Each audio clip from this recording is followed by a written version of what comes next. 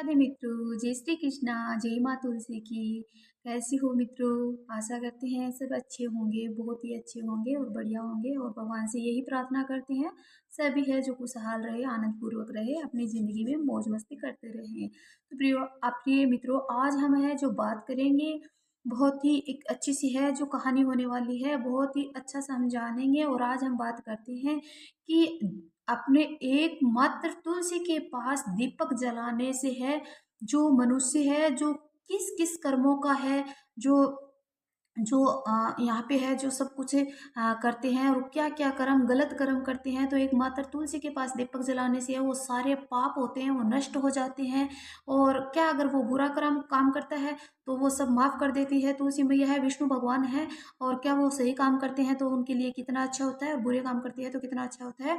तो एक तुलसी के पास शाम के समय एक दीपक जलाने से ये सब कुछ होता है। तो क्यों ना आज से ही हम ये काम है जो चालू कर दें। जिस भी भाई बहन ने है जो बुरा कर्म किया है, कोई गलत कार्य किया है, तो आज से ही जो आप है जो सावधान हो जाना और तुलसी के पास शाम के समय एक दीपक है रोजाना आप जलाना चालू कर देना।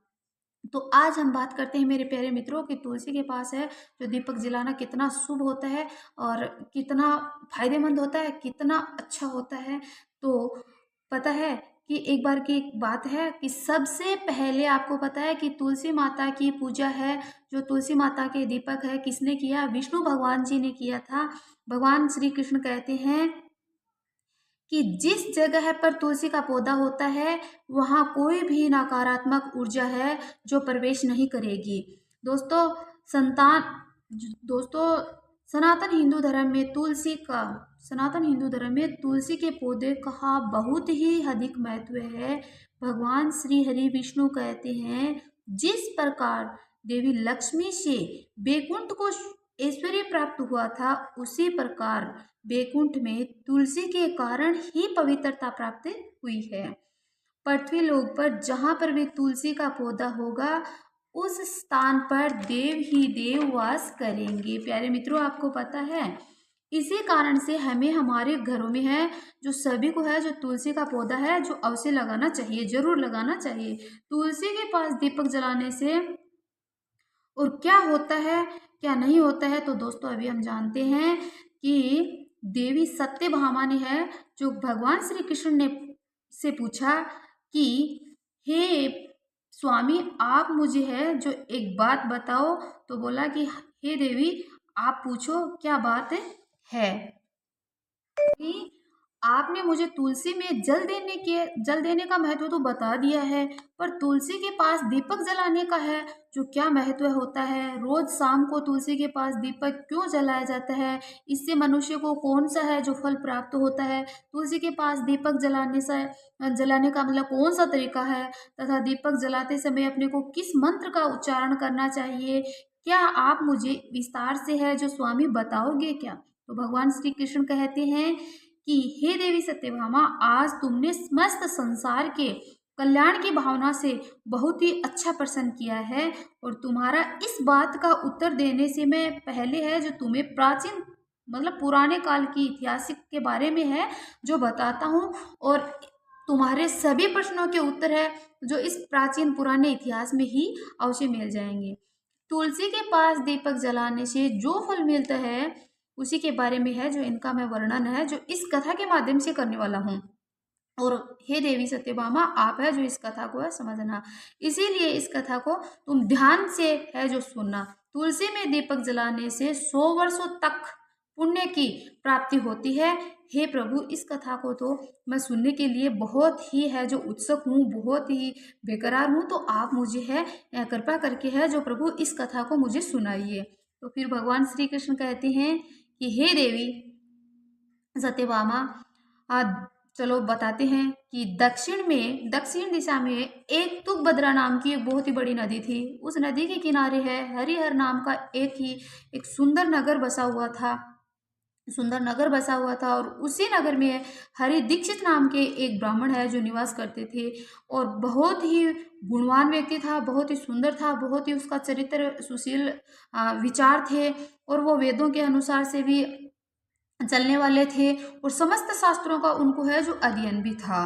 तो उसी ब्राह्मण की एक दिन मतलब शादी हो गई। तो उसी ब्राह्मण की एक पत्नी थी और जिसे लोग दुराचारी कहकर है जो पुकारते थे, क्योंकि उनके कर्म ही ऐसे थे कि उनके नाम के अनुसार ही जाते थे।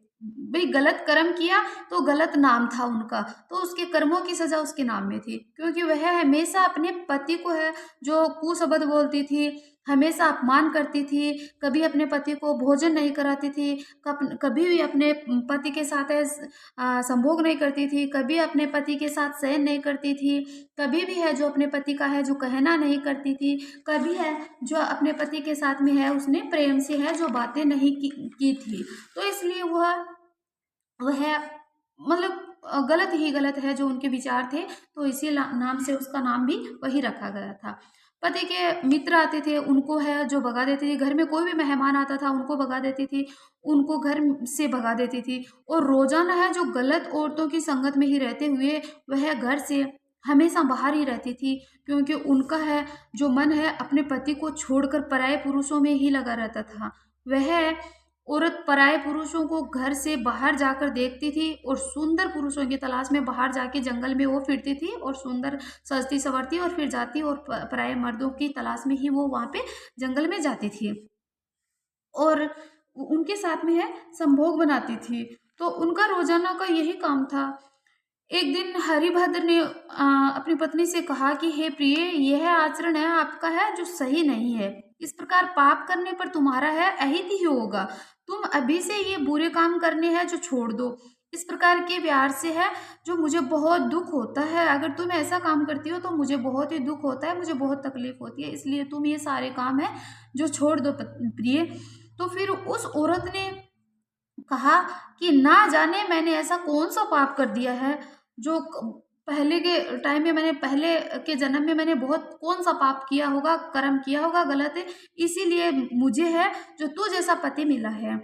मुझे मुझे लगता है मैंने पिछले जन्म में बहुत ही बड़ा कोई काम है जो मतलब पूरा बुरा है जो काम किया है, इस कारण मैं तुम्हारे है जो मैं तुम्हारे जैसे गरीब पति के है घर आई हूँ, गरीब पति मिला है, ऐसा झोंपड़ी वाला है जो मेरे को घर मिला है, तो तू है जो मेरी कोई भी इच्छा है पूर्ण नहीं कर सकता है, कभी पूर्ण नहीं कर सकता है, और फिर भी मुझे है इस घर में है जो रहना पड़ रहा है तू जैसे गरीब के। तो एक दिन मैं तुम्हें छोड़कर है जो चली जाऊंगी, अगर तुम्हारे साथ रहूंगी तो इस जन्म में भी मुझे है जो पाप ही करने पड़ेंगे, पाप ही मुझसे गलत ही काम होंगे। अब मैं है जो एक धनवान सा लड़का और सुंदर सा सुशील सा लड़का देखती हूँ और उससे मैं है विवाह करूंगी। फिर हरिभद्र ने कहा कि हे प्रिय, आप अपने पति का है जो त्यागने का अपशब्द है, गलत शब्द है, वो मत ना बोलो। जो स्त्री अपने पति के बारे में गलत शब्द बोलती है या किसी अन्य के साथ है अपने पति को छोड़ करके जाती है तो उसे नरक में ही जाना पड़ता है। तब उसकी औरत ने कहा कि मैं नरक में तो मैं नहीं जाऊंगी, नरक में तो तुम्हें जाना पड़ेगा, क्योंकि कोई भी काम करने के लायक तो तुम नहीं हो। मुझे आप है जो मुझ जैसा मतलब मुझ पे है जो आप सब मेरे साथ गलत करते हो, और मुझको है जो आप भिक्षा में भीख मांग के लेके आते हो वो मुझे जूठन खिलाते हो, तो नरक में तो तुम्हें जाना पड़ेगा। तू जैसे व्यक्ति है जो स्वर्ग में नहीं जाएंगे, मैं जाऊंगी स्वर्ग में। तो फिर श्री कृष्ण कहते हैं कि हे देवी, जो स्त्री अपने पति के साथ में दुर्व्यवहार करती है और उसके घर में दुर्भाग्य ही दुर्भाग्य आता है। फिर एक दिन वह स्त्री जंगल में जाकर है जो एक पेड़ के नीचे खड़ी हो गई और उनके चित्त से है जो उनका जो मन है वो चित्त से भरा हुआ था, काम से भरा हुआ था, और किस सुंदर पुरुष की तलाश में थी वो, और उसने बहुत ही समय तक देखा परंतु कोई भी यहाँ वहाँ कोई भी है जो कोई भी पुरुष नहीं आया था, और फिर वह बहुत दुखी हो गई थी। फिर कुछ शब्द बोलने लगी वो कि हाय हाय, आज तो कोई पुरुष है नहीं आया, मैं आज की रात है जो कैसे बिताऊंगी, कैसे बिता पाऊंगी, कौन मेरे इस शरीर का है जो उपभोग करेगा, कौन करेगा। मुझे तो लगता है कि मेरे पति है जो एक ही मूर्ख थे, परंतु ये संसार है सारा ही है जो मूर्ख व्यक्तियों से मूर्ख आदमियों से है जो भरा हुआ है।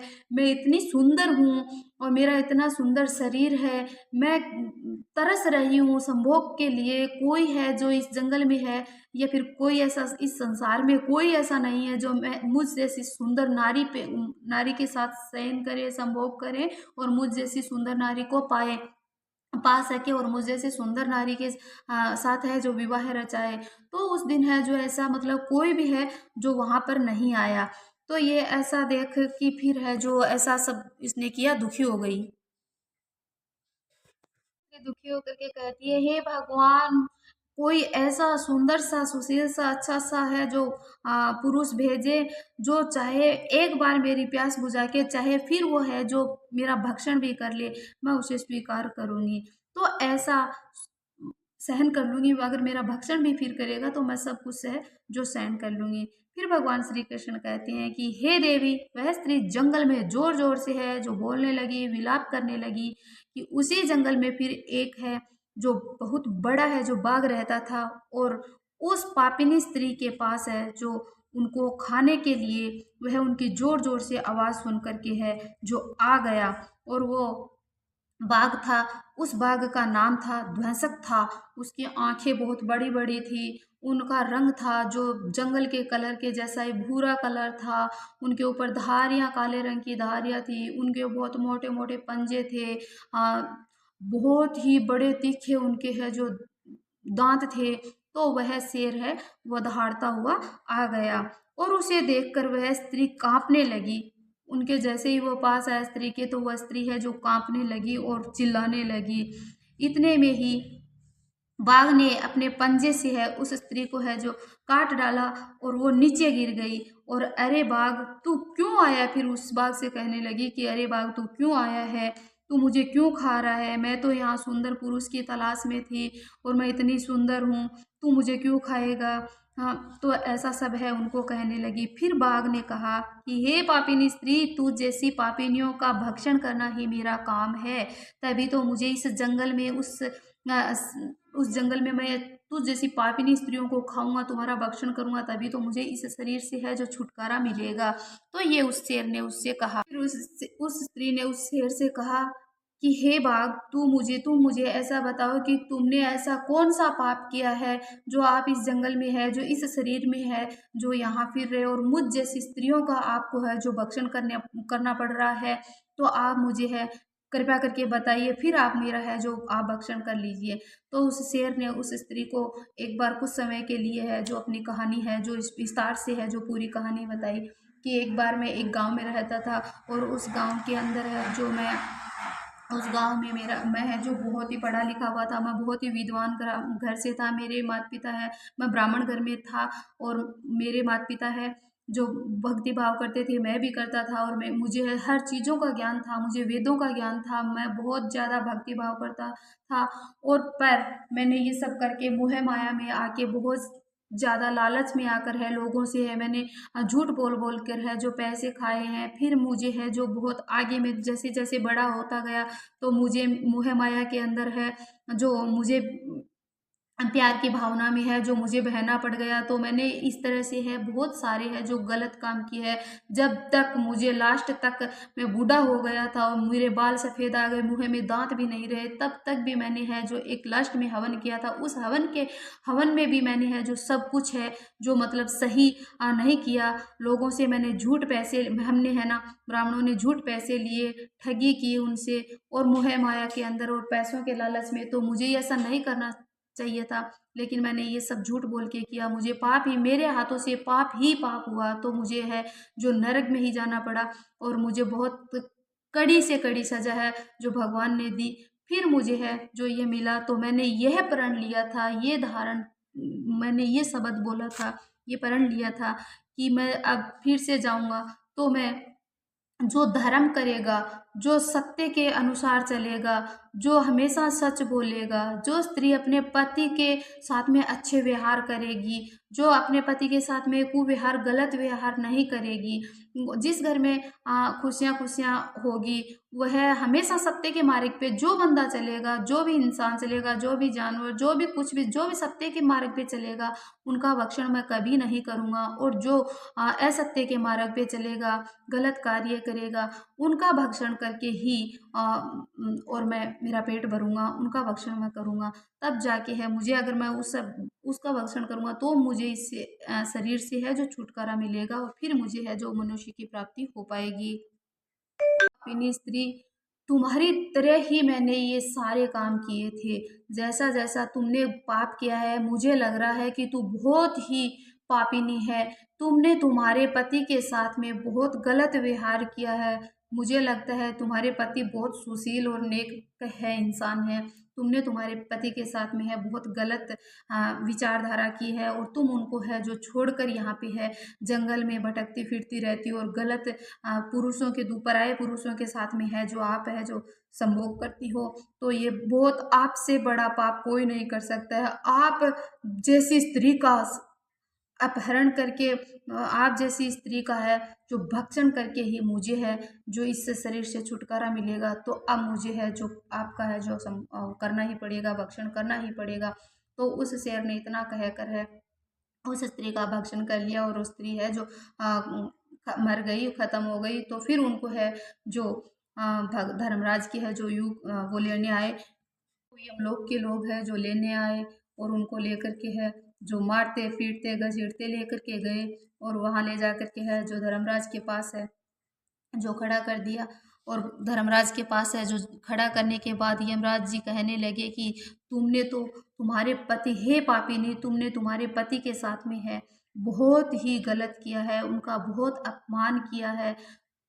तुम जैसी स्त्री किस लायक है, नरक के ही लायक है। तुम्हें इतना अपमान, तुम्हारे पति के साथ में, तुम्हारे पति इतने धर्मी, इतने संस्कारी, इतने वेदों के ज्ञान वाले, इतने बहुत अच्छे इंसान थे, फिर भी तूने है तुम्हारे पति के साथ में ऐसा किया। तुम्हारे पति को छोड़कर तू दूसरे जंगल में जाती थी, दूसरे पति के साथ, दूसरे मर्दों के साथ में रहती थी, संभोग करती थी, विलाप करती थी, और तू जैसा जैसा नहीं बोलती थी वैसा ही तू तुम्हारे पति को बोलती। ना कभी तुमने तुम्हारे पति की सेवा की है, ना तुमने कभी भगवान की भक्ति की है, ना कभी तुमने कोई भी देवी देवताओं का है जो भोग लगाया, कभी ना ही कुछ भी आपने है जो धर्म का, पुण्य का काम कभी भी नहीं किया है, बल्कि तूने पाप ही पाप है जो इस जन्म में कमाए हैं। तो तू कैसे स्वर्ग में जा सकती है, तेरा तो रास्ता नरक में ही जाना है। और फिर है जो धर्मराज ने कह दिया लोगों से कि है इसको ले जाओ नरक में, और इसको अग्नि की परीक्षा है,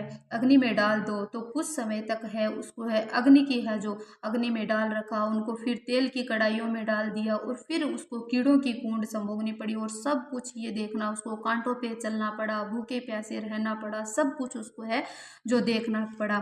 फिर वह बहुत सालों बाद है उसने फिर जन्म लिया।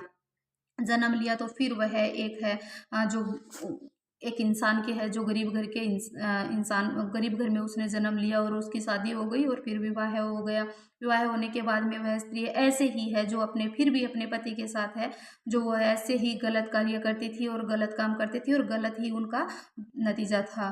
फिर वह कुछ दिनों बाद में उसने गलत काम के कारण है उनको कोढ़ से है जो कोढ़ निकल गया, उसके शरीर पे बहुत सारी है कोढ़ है जो निकल गए। उस कोढ़ को वो झेलती झेलती है जो कुछ समय बाद वो एक दिन है जो रास्ते से जा रही थी, तो एक मंदिर था, वहाँ पे है जो एक तुलसी का पेड़ मिल गया उनको, एक तुलसी का पेड़ मिल गया। वहाँ पे दो स्त्रियां हैं जो शाम के समय है जो तुलसी के अंदर है, तुलसी के पास बैठी थी और तुलसी के अंदर दीपक जला रही थी।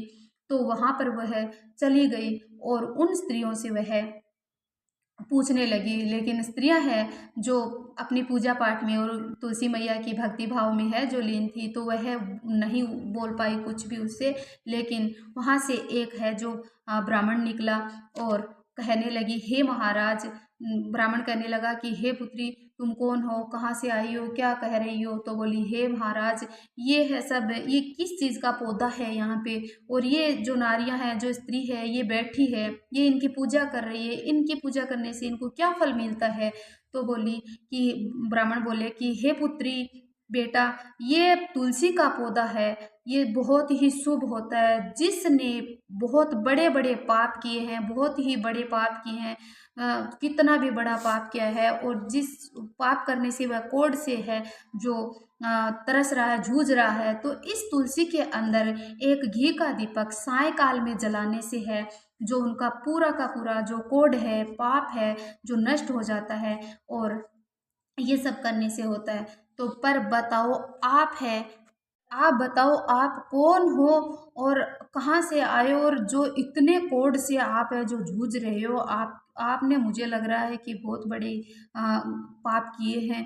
तो बोली कि हे महाराज, हे साधु महाराज, मैं बहुत दुखी हूँ, और मैंने बहुत ही पाप किए हैं, और बहुत ही बड़ा पाप किया है, और मैं पापी नहीं हूँ, और मैं पाप की ही भागी हूँ। तो ऐसा कहकर है जो साधु महाराज से कहने लगी। पर बोली, हे साधु महाराज, मुझे भी बताओ कि क्या मैं पापिनी होने के नाते भी इस तुलसी के पौधे के अंदर है जो दीप जला सकती हूँ क्या? तो बोले कि हे पुत्री, तुम दीप है जो अवश्य जला सकती हो इस तुलसी के पौधे में, नहा धो करके, स्वच्छ कपड़े पहन करके, और तुम है जो इस तुलसी के पौधे में है जो अपनी गलतियों की है जो सजा है, जो गलतियों की माफ़ी मांग कर तुलसी के अंदर है जो दीप जला सकती हो और पानी डाल सकती हो। तो आप है जो तुलसी मैया से, विष्णु भगवान जी से है जो माफ़ी मांग लेना, तो आपको है जो कोढ़ है अवश्य ठीक हो जाएंगे। तो ऐसे करके है जो वो स्त्री है तुरंत नहा धो करके, और है तुलसी माता के अंदर है जो उसने है जो दीप जलाना है जो चालू कर दिया था, और ऐसे ऐसे करके 2 दिन उसने दीप जलाया तुलसी के अंदर। 2 दिन दीप जलाए, और फिर उस कोढ़ से है उसकी है जो मृत्यु हो जाती है। 2 दिन के बाद में है जो उसकी मृत्यु हो जाती है, और फिर वह जो वही तुलसी के पौधे के पास ही वहीं बैठी बैठी है जो गिर जाती है, और तुलसी के पौधे की पूजा करते वक्त ही उसकी मृत्यु हो जाती है, और वहीं गिर जाती है वो। और फिर है जो उनको है जो यमराज के दूत लेने आते हैं, तो वो आते हैं, तो वो है लेकर जैसे जाने ही वाले होते हैं, वैसे ही विष्णु भगवान के जो सेवक होते हैं वो वहाँ आ जाते हैं, और कहते हैं कि हे हे नर हे आप है जो, हे दूतो आप है जो इनको है जो लेके नहीं जा सकते हो। बोले, क्यों नहीं लेके जाते हैं हम? तो बोले कि इसने है जो तुलसी माता की है जो अंदर है जो दीप जलाया है, 2 दिन इसने दीप जलाया है, तो ये भगवान विष्णु की है जो भक्त हो चुकी है, और भगवान विष्णु को तुलसी मैया है जो लक्ष्मी मैया है बहुत प्रिय है, उनकी प्रिय है, और उनकी इसने सेवा की है, तो आप इसको नरक में कैसे ले जा सकते हो? ये नरक के भागी नहीं है, ये स्वर्ग में जाएगी, और इनको है जो स्वर्ग में ही लेके जाएंगे। तो आप ऐसे जाओ। बोले कि हम इसको क्यों नहीं लेके जा सकते हो? तो उसने पूरी स्टोरी कहानी है जो बता दी, तुलसी मैया के बारे में, विष्णु भगवान की कथा है जो बता दी, तो इसलिए है तो वो नरक में है जो वो छोड़ के चले जाते हैं, और फिर उसको है जो स्वर्ग में लेके जाते हैं, विष्णु भगवान के पास लेके जाते हैं, और विष्णु भगवान जी से वह है जो माफ़ी मांगती है, और अपने कर्मों की है जो सजा का है जो गलती है जो स्वीकार करती है, और विष्णु भगवान उसको फिर सब कुछ देते हैं। तो ये है तुलसी माता के अंदर है दीपक जलाने का है जो अपने को क्या फल मिलता है, क्या फ़ायदा मिलता है। तो मेरी प्यारी बहनों, मेरे प्यारे भाइयों, मुझसे कोई गलती हो तो मुझे माफ़ करना, और इस कहानी के माध्यम से आपको यही सीख मिलती है, कभी गलत मार्ग पे मत चलना। मेरी चाहे बहन हो चाहे भाई हो, गलत मार्ग पे कभी भी मत चलना। और मेरी बहनों से ये रिक्वेस्ट है कि हे बहनों, अपने पतिदेव के साथ में कभी भी गलत मत करना, और पराये पुरुषों की तरफ कभी भी नज़र उठा के मत देखना, और अपने सब कुछ, अपने स्वामी, अपने पतिदेव ही सब कुछ हैं अपने लिए, और अपने बच्चे होते हैं और अपने पतिदेव होते हैं, बस यही होता है, ना कि आप है जो पराये पुरुष की तरफ कभी भी मत झांकना। और पुरुष भाई से भी मेरी विनती यही है कि आप पराई स्त्रियों की तरफ है कभी भी मत झांकना। दो में पति पत्नी के बीच का जो ये रिश्ता होता है बहुत ही गहरा होता है, और इसको ही बनाए रखना है। ये सबसे बड़ा मतलब पाप होता है और अगर भूल से हो भी गया है तो आज से ही आप इस पाप को है ख़त्म करने के लिए और धर्म को अपनाते हुए है जो तुलसी मैया के अंदर है, जो शाम की समय है, जो आपको एक दीप है घी का वो जरूर जलाना है नहा धो करके। और सुबह के समय आपको जल है तुलसी के अंदर है, रविवार को 11 को और छोड़ के है जो जरूर देना है और अपने जो पापों की है जो माफ़ी है जो मांग लेनी है। तो राधे राधे, जय श्री कृष्णा, जय माँ तुलसी की। कमेंट में है जो जरूर लिखना, वीडियो को लाइक और जरूर करना, चैनल को सब्सक्राइब जरूर करके जाना। राधे राधे, जय माँ तुलसी।